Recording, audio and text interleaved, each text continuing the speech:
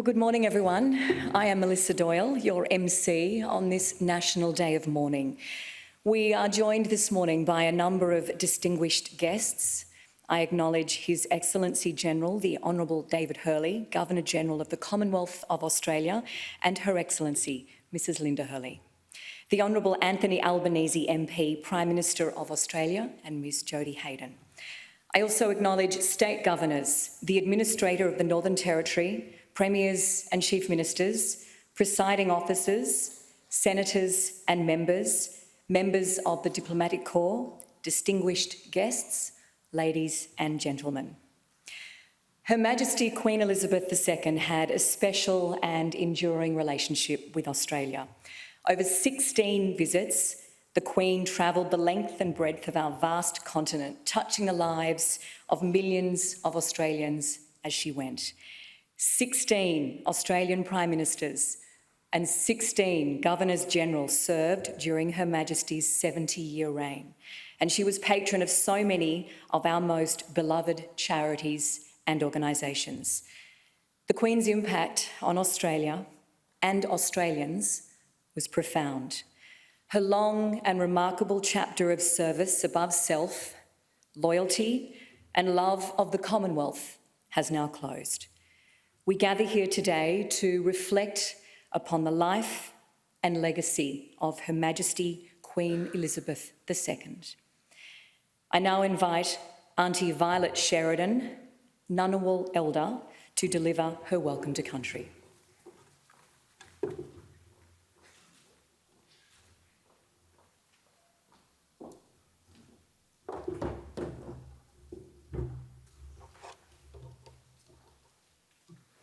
Queen Elizabeth II became Queen, head of the Commonwealth in 1952 when she was just 25 years old. I can imagine that being a woman as well, taking the lead back in those years, it would have been very hard for her. She first visited our shores in 1954, making almost 100 stops around Australia. During her 2-month journey, the Queen visited our country about 16 times. Queen Elizabeth was a loving mother, a grandmother, a great-grandmother. She lived a life of service and was Queen for 70 years. As watching the service, it brought me sadness and made me think about losing my mother. I pay my respects to her family. I would like to acknowledge Their Excellency General, the Honourable David Hurley, Mrs Linda Hurley, the Honourable Anthony Albanese, and other distinguished guests here today. I would like to pay my respects to my elders past, present and emerging, and extend that respect to other Aboriginal and Torres Strait Islander people here this morning and also around Australia. And I would also like to acknowledge the non-Indigenous people here today and around Australia. In keeping in the general spirit of friendship and reconciliation, it gives me great pleasure to welcome you on behalf of my family and myself to the land of the Ngunnawal people, who are traditional owners of the land that we meet on. God bless you. Take care. Thank you.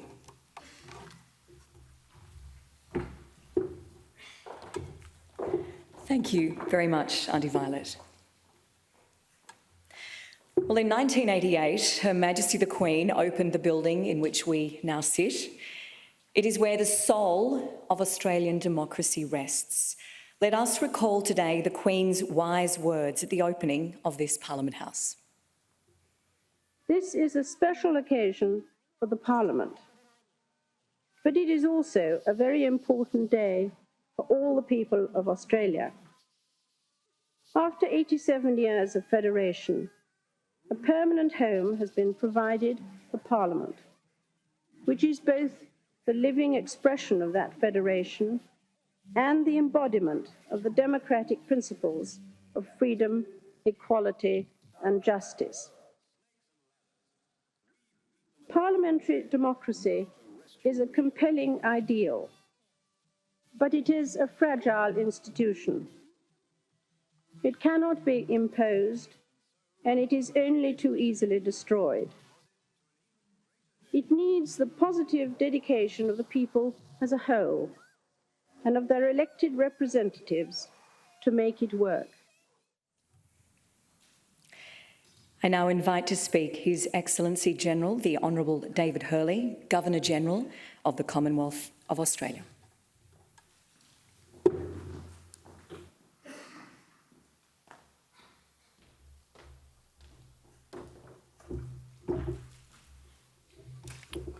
Good morning, and I acknowledge that today we're on Ngunnawal country here in Canberra. I do thank the Ngunnawal people for looking after this beautiful part of our country for us for generation after generation, pay respects to their elders, past and present, and particularly look to the care of their young who are the pathway to our national future.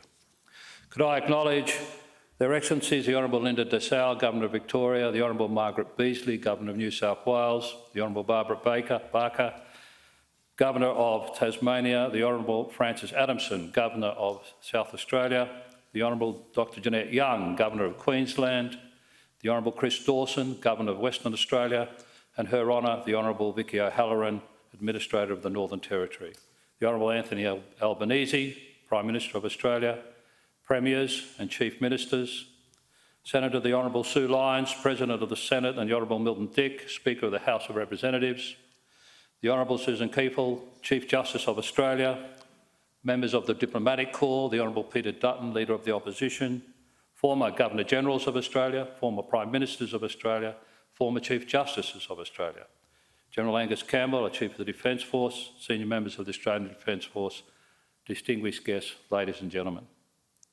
Today is a sad day, a day of national mourning. The passing of the Queen, while we knew it to be inevitable, has still struck with an impact that has exceeded any expectation here in Australia, in the United Kingdom, and indeed across the globe. Amongst the sadness, though, it is also a day of reflection and celebration, a day to recognise what it means to have lived in the second Elizabethan age, to ponder what lessons we can and should draw in the months and years to come.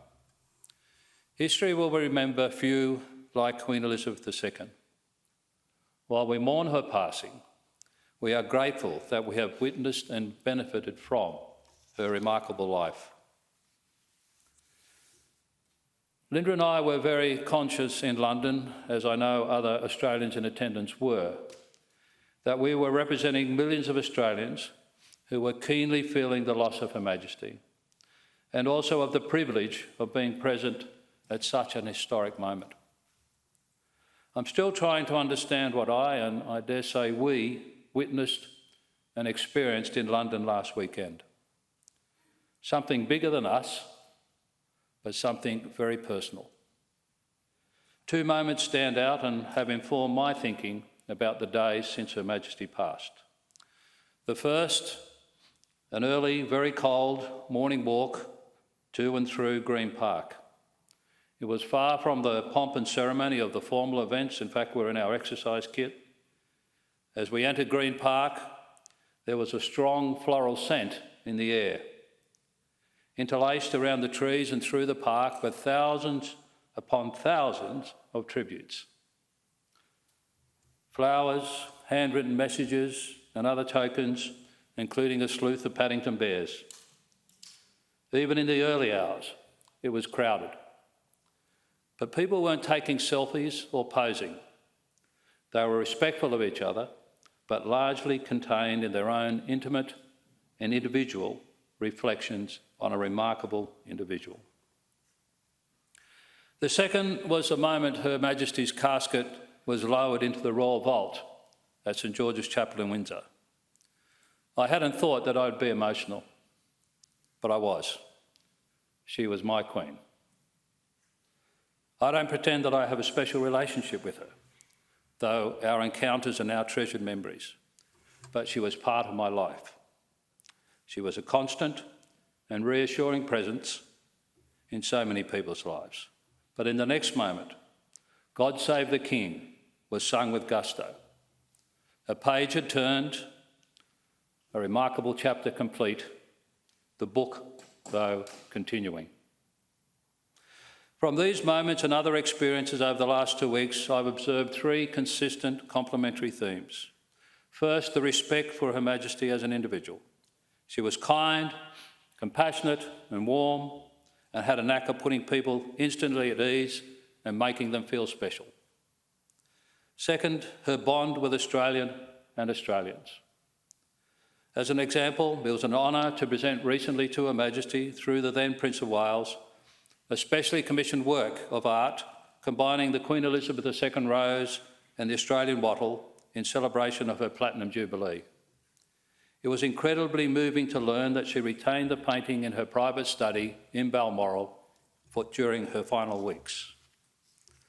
I like to think that in those final days, she may have looked on that painting and reflected on her many visits to Australia and her love of the Australian people. It was a love that was reciprocated by many of us. The final theme that has emerged is an appreciation for the stability and comfort her reign provided. She set an example of servant leadership in the exercise of her influence.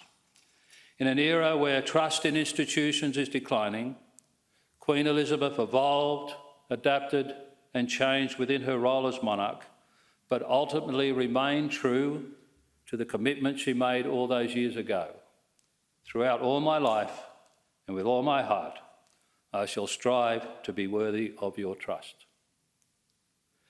As we have seen during her life and since her passing, Her Majesty had the power to unite us. She provided a common touch point that could overcome divisions and draw people together. This was evident in the diversity of those who responded to her death. Young and old, from every continent on earth, in positions of power and influence, and in far greater numbers, everyday people just looking for an outlet to convey their love, respect, and simple thanks. In considering the unifying role Her Majesty played, I acknowledge that her passing has prompted different reactions for some in our community. I'm conscious and respect that the response of many First Nations Australians is shaped by our colonial history and broader reconciliation journey. That is a journey we as a nation must complete. And so to her legacy for us in Australia. I have found myself asking whether the unparalleled reaction of the last 13 days has been just a moment in time, a unique reaction driven by Her Majesty's remarkable life, longevity and service. Or is there a greater lesson to be drawn? I'd suggest that the lesson for us can be found by being both reflective and prospective in our considerations, to look back and admire, and to look ahead and contemplate. As Her Majesty herself said in 2000, we must look forward as well as back. Australia has always been a country on the move and will go on being so. It is not for nothing that the anthem is Advance Australia Fair. Her Majesty shared in Australia's growth and change during her reign. She respected the will of the Australian people. She understood that we are our own people and that we control our destiny. Her Majesty, through her influence, her decency and devotion to others, has set a tone for our progress and change. That example of bringing people together with empathy and respect is one that can guide us into the future. Noting all that changed during the Queen's 70-year reign and all that will change in Australia in the next 70 years, there is a timeless quality that we can draw from Her Majesty. For what did not change were the values and characteristics that Her Majesty lived by from the moment she acceded to the throne as a young adult, becoming monarch with scant preparation, but with a deep reservoir of strength and faith. They were a constant. Her dutiful service wasn't an act, it was who she was. Throughout her reign, she constantly demonstrated tireless and selfless service, devotion to duty, and a compassion for others. Her Majesty epitomised servant leadership, and particularly in this age of extreme individualism, set an example of living and serving for something greater than herself. Those are values to which we can ascribe and aspire to. They are as relevant today as they were 70 years ago. They are as relevant in the next 70 years as they are today. That is Her Majesty's enduring gift to us all. And I conclude by recalling the title of the lament played by the Queen's Piper at her funeral service: "Sleep, dearie, sleep."